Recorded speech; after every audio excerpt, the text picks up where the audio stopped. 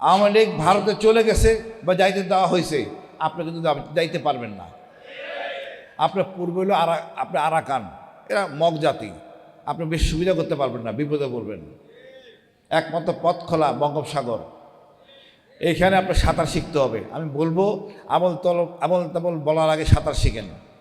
কতটুকু সাঁতরাতে পারবেন আপনি ভালো জানেন, এই জনগণ আপনাদের দেখতে দেবে না। সর্বোপরি বলবো এক কথা, আবু সাইদ এদেরকে আমাদের ধারণ করতে হবে। এরা আমাদের গর্বের, এরা আমাদের এমন একটা দর্শন দিছে, এটা নিয়ে আমাদের রিসার্চ করার অনেক সময় আছে। এই বিপ্লবটাকে যদি এখন গবেষণা না করেন, আমরা কাঙ্ক্ষিত লক্ষ্যে পৌঁছবো না। পুস্তকে থাকবে, মাদ্রাসা সিলেবাসে বিপ্লব থাকতে হবে।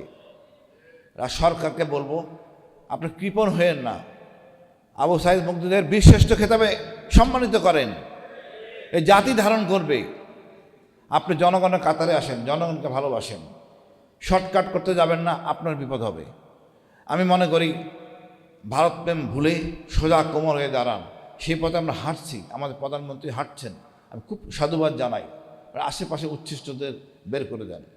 এটা কতটা গাদ্দারি হইতে পারে, আমরা আবু সাইদকে এখনো সম্মানিত করতে পারি নাই, অসীমকে সম্মানিত করতে পারি নাই, মুগ্ধকে সম্মানিত করতে পারি নাই। এদের রক্তের উপর দিয়ে আজকে এই সরকার। আবার এদের গুণগানও গাচ্ছেন কিছু সুশীল। আমি জানি না ওনারা এই বিপ্লবের শক্তিটা ধারণ করতে পারেন নাই, তাই এক একজন এক এক কথা এক একবার বলেন।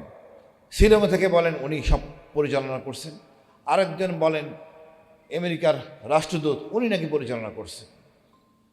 আমি নিজ চোখে দেখছি এটা সব ছাত্রদের, আর মূল পরিকল্পনাকারী ছিলেন মহান আল্লাহ তাআলা। এটা একটা বিশাল বিজয়, পৃথিবীর ইতিহাসে মনে বিরল। অস্ত্র ছাড়া বিজয়, অস্ত্র ছাড়া বিজয়, হেলিকপ্টারের বিরুদ্ধে, ট্যাঙ্কের বিরুদ্ধে, স্নাইপার রাইফেলের বিরুদ্ধে। আমরা পরীক্ষা দিয়ে সাহসী জাতিতে উপতীর্ণ হয়েছি। এটা যেমন ভারত চায় না, আমাদের সুশীলরাও চায় না। আমাদের দীর্ঘদিন স্বাধীনতার পরের থেকে আমাকে বোঝানো হয়েছে ভারত বিশাল শক্তি, কিন্তু আমরা তা প্রমাণ করছি আমরা আসলে শক্তিশালী জাতি। আমি জানি না বিএনপির সমস্যাটা কোথায়। আমি আমাদের প্রধানমন্ত্রীর কোনো সমস্যা দেখতেছি না। সমস্যা হলো ওনার আশেপাশে উচ্ছিষ্ট লোকগুলি, এই লোকগুলি বিএনপির শত্রু। আজকে জামাত ইসলামী, বিএনপি দুটাই মজলুম। কোনো রকম বাধা ছাড়া আমরা উন্নতির চরম শিখরে যেতে পারি। কিন্তু দেখেন এই লোকগুলি ব্যাংক নিয়ে কি আবল তাবল কাজ করছে। এরা ছিল ঋণ খেলাপি, বানাইছে ঋণগ্রস্ত, মানে জাকাতের টাকা তারা দেন, ঋণগ্রস্তকে তো জাকাতের টাকা দেওয়ার একটা ফয়সালা আছে, সেটা এইটাও খাবে। লজ্জা লাগে না? কার টাকা খাচ্ছে? সাধারণ জনগণের টাকা। ৭১ বলেন, এই ২৪ বলেন, আমজনতা আমরা সবাই মাঠে ছিলাম, আর উপভোগ করতেছেন এই উচ্ছিষ্ট লোকগুলি, যারা কোনো অবদান আছে বলে মনে করি না। আমার আস্থা তারেক জিয়ার প্রতি। উনি একটা গর্বিত পিতার সন্তান, গর্বিত মায়ের সন্তান। ওনার স্ত্রী একজন গর্বিতী সেনা নৌবাহিনীর প্রধানের সন্তান। আমি ওনাদের কাছে অনেক প্রত্যাশা, ইনশাল্লাহ কাঙ্ক্ষিত লক্ষ্যে পৌঁছবো। বাট উচ্ছিষ্টকে সরান। এটা আবল তাবল বলতেছে এই শিক্ষামন্ত্রী, ওনার ছেলে মেয়ে বিদেশে, কি আবল তাবল বলে আমি জানি না। একটা নারীর যদি কোমর পর্যন্ত ভিজে যায়, সে পরীক্ষা দেয় কীভাবে? তার মা যাবে, বাবা যায় সাথে আজকালকার দিনে। উনি সেই পুরনো আমলের কনসেপ্ট নিয়ে বসে আছেন। আর ক্ষমা চাইতে অসুবিধা কোথায়? ক্ষমাতে আপনি বড় হন, ছোট হন না। এই ইগো থেকে বেরিয়ে আসেন। আজকের ছাত্র সে আগের দিনে ছাত্র নাই। এটা চরম শক্তি, জেনারেশন, নতুন প্রজন্ম। এদেরকে আপনি আবল তাবল কথা বলে হবে না। আগে আমরা বহু কিছু বলছেন, ৭১ আগেই আমরা বিশ্বাস করতাম না, তারা মিথ্যা বলে না। আমরা এতদিনে দেখছি আপনার সব মিথ্যাবাদী, সব বাটপার, সব ভারতের তোষক, মানে ভারত প্রেমে আসক্ত। আমাদের এই ধরনের নেতা দরকার নেই। আপনারা আমাদের টাকায় চিকিৎসা নেন বিদেশে, আর জনগণ চিকিৎসা পায় না। আপনাদের কাছে কি বলবো? আপনারা যদি সোজা না হন, এই বিপ্লব কিন্তু থেমে যায়নি, এটা অসমত বিপ্লব। আওয়ামী লীগের অনেক শক্তি ছিল, সকল বাহিনী তার বাপের সম্পত্তি ছিল, কিন্তু আপনি কিন্তু সেটা করতে পারবেন না। পুলিশ, সেনাবাহিনী, আমাদের গোয়েন্দা এটা জনগণের, দেশের, আপনার না। আপনি সে আগের চেতনায় আছেন, সেটা হবে না। এখন র্যাব আপনার কথা শুনবে না, ডিজিএফআই আপনার কথা শুনবে না, জনগণের সাথে তারা থাকবে।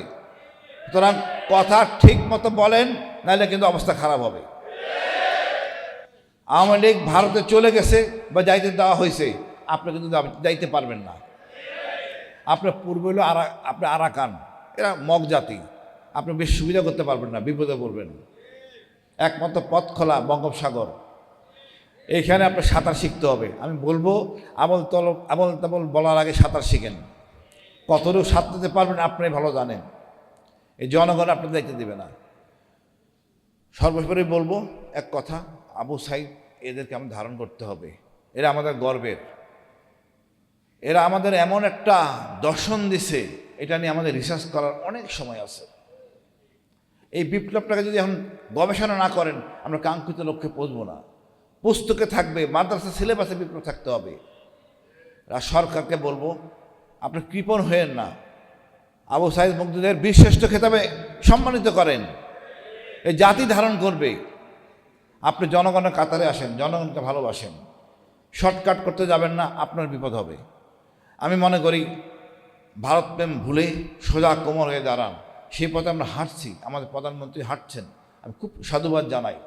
আশেপাশে উচ্ছিষ্টদের বের করে দেন, ন্যায় বিচার প্রতিষ্ঠিত করেন।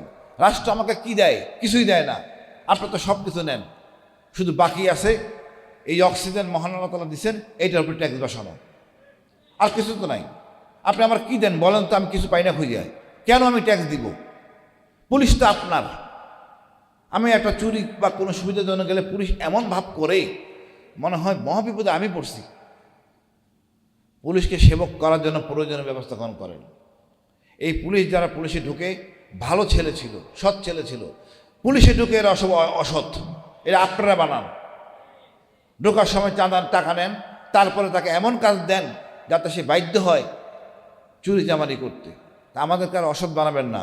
আপনারা অসৎ থাকেন, আমাদেরকে ঝামেলা জড়াবেন না। আমরা ন্যায় ইনসাফের মধ্যে থাকতে চাই। আমরা রাষ্ট্রের ক্ষেত্রে একটাই চাই, ইনসাফ, আর ভারতের আধিপত্য মুক্ত বাংলাদেশ। আমাদের যা আছে তা নিয়ে চলবো। সেনাবাহিনীকে শক্তিশালী করব, সমাজ জন্য সামরিক প্রশিক্ষণ বাধ্যতামূলক। রাজনীতিবিদরা অনেক কিছু জানেন না, কোনো একাডেমি নাই। আমাদের অনেক পড়াশোনা আছে, সবার আছে, একমাত্র রাজনীতিবিদদের নাই। জনগণের ভোট নিয়ে সরাসরি সংসদে চলে যায়, কি বলে ওনারা নিজেরা বোঝেন না।